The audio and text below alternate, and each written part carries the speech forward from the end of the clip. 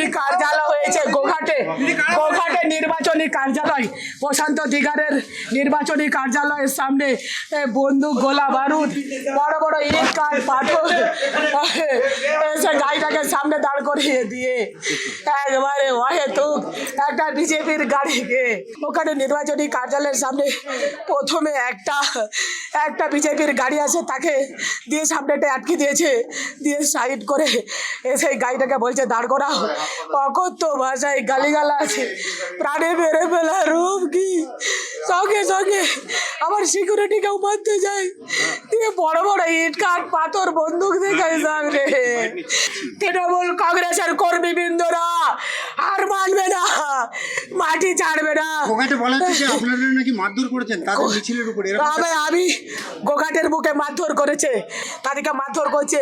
আমি বাড়ি থেকে বেরিয়ে এসে আমি আসলাম অভিষেকদার, আমার যে আজকে আরামবাগে প্রোগ্রাম আছে, আমার কর্মী সমর্থকরা বললো তুমি একটু তাড়াতাড়ি ঢুকো।